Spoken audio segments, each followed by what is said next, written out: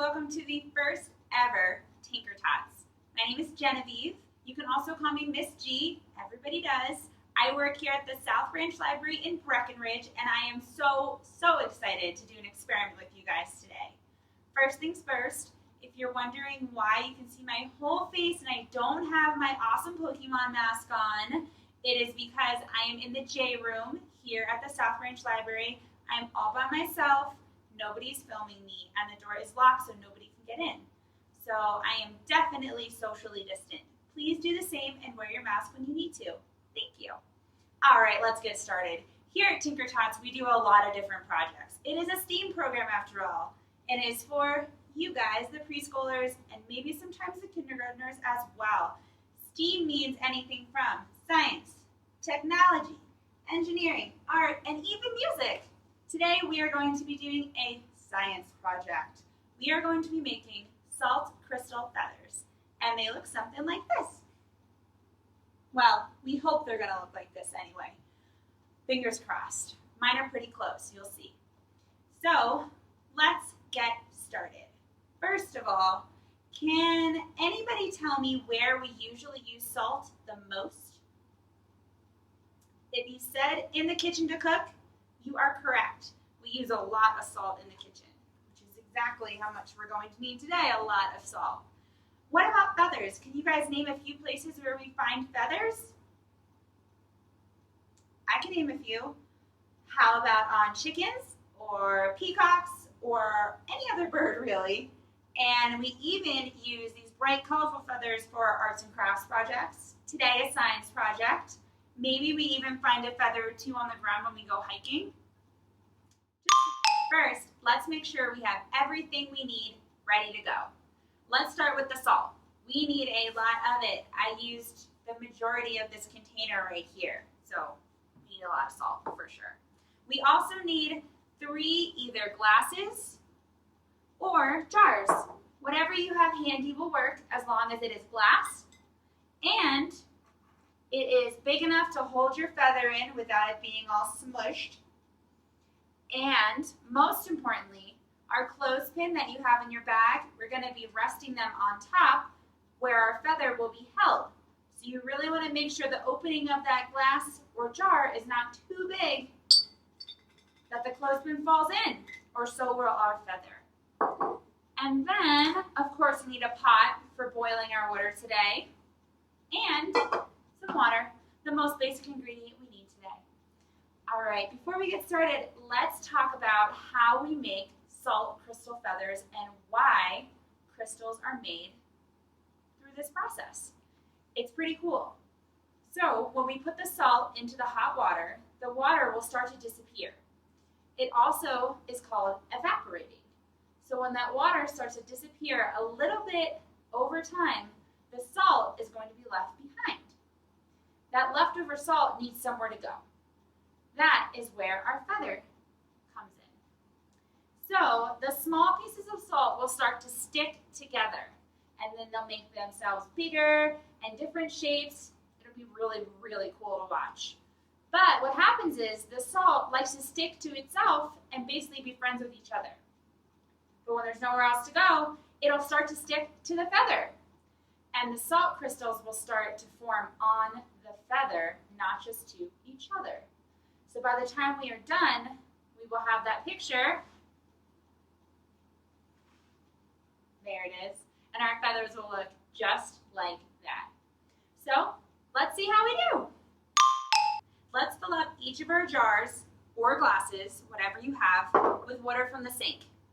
I don't have a sink here, so I prepared a little bit and got a pitcher of probably more water than I need, but I'm gonna fill it up, each of them, as much as I think I want the feather covered. I like to go almost to the top, just so there's a little bit of room left. All right, when you've done that, this is where you need the adult supervision for sure. You're gonna grab your pot. And again, I don't have a stove here. I did this part at home, but I'm gonna walk you through it anyway.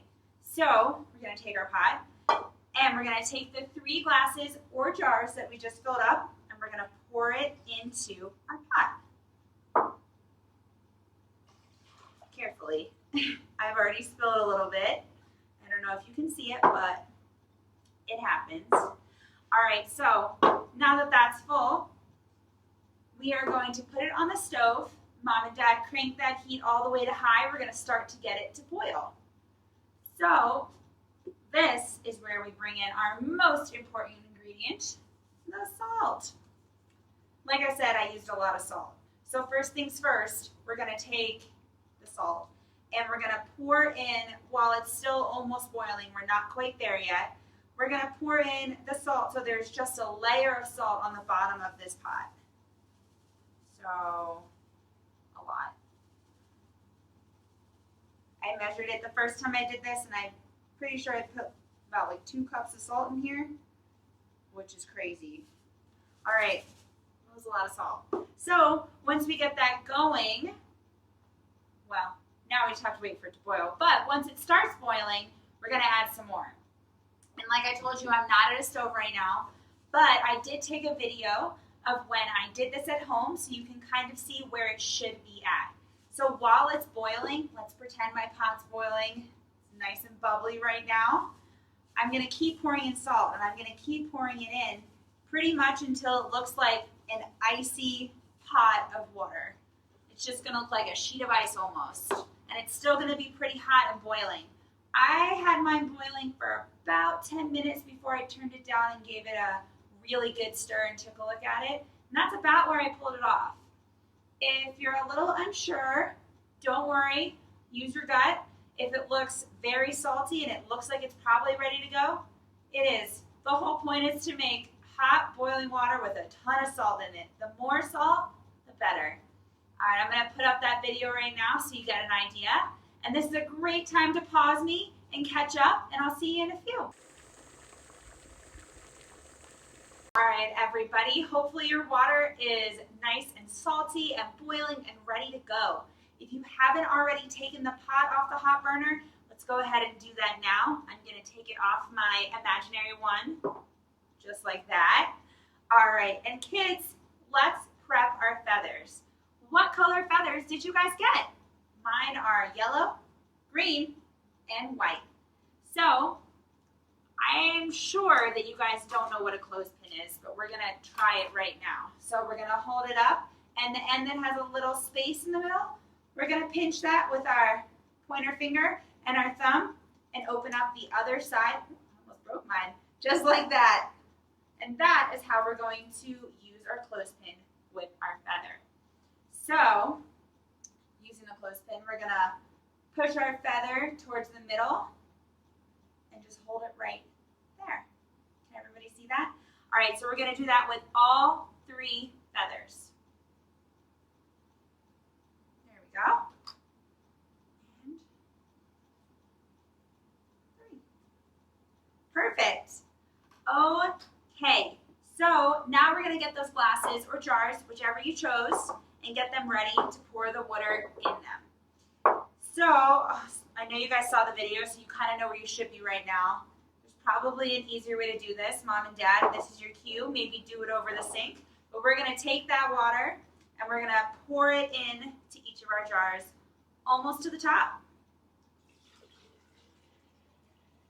Some of your water, like we talked about, will have evaporated or disappeared, and that's okay. That's exactly what's supposed to happen. And at the bottom of our pot now, you can kind of see it in mine too, even though it's not a hot pot, but will be a layer of salt that is left behind. That's okay. That's extra salt. It's leftover. We don't need it. Don't worry about it. There's already so much salt in this water. We definitely don't need it. Now is the moment we have all been waiting for, the feathers. So, pick a good spot for your jars to be. If you want to do it before or after we put the feathers in, it's up to you. I left mine in a nice sunny window for a couple days. So what we're going to do is we're going to take our feather and our clothespin, and we're going to lay it, I'm going to pick this first one, we're going to lay it right across the top of our cup, and it's just going to hang in the middle of our glass.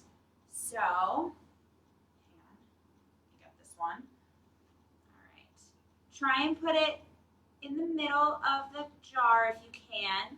If you need to adjust your feather, like I just did, because mine's a little curvier than I think it should be. Oh, it's getting a little tricky. There we go. Now's a great time. Just make sure it doesn't want to fall in. So you want to just have it floating down the center of that glass, okay? Last one. All right. Well, mine almost just fell in. Hold on. We're almost there. Okay, great. So now that you have all 3 feathers and all 3 glasses ready to go with your salt water, we're going to have to be patient. I know waiting and being patient, especially in this exciting of a project, is such a bummer. But all really cool science takes a little bit of time. But what I will tell you is it only takes a few hours to see something cool happen. But the longer you wait, the bigger your crystals will be. Here is one of my salt feathers. Like I said, it's been in this salt water for 2 days now. I left it in the window and didn't touch it. This is the first time I'm ever going to pull it out. Here we go. Woo! Look at how cool that is. Look at all that salt. Hold on, I got to switch. I got to hold it differently. Look at how awesome that is.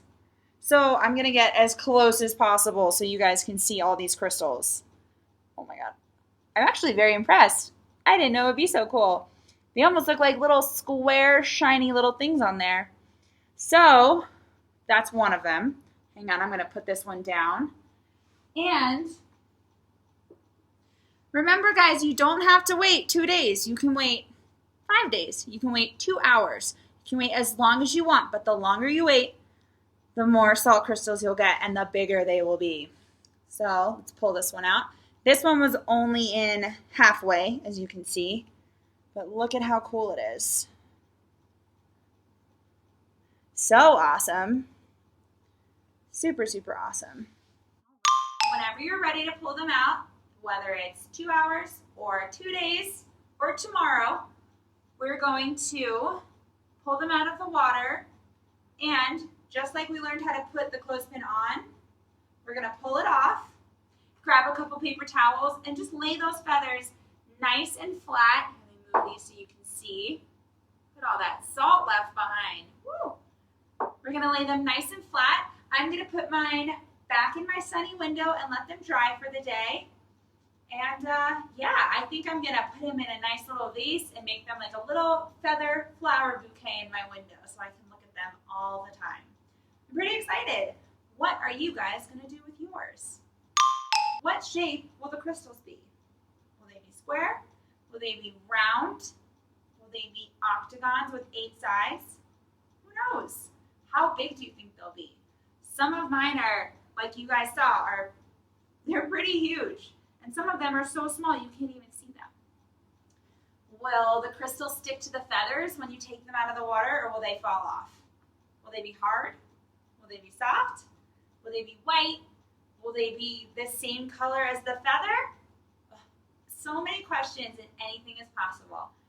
I hope you guys had so much fun experimenting with me today on our first ever Tinker Tots. I had a blast. I'm so excited I get to do this with you every month.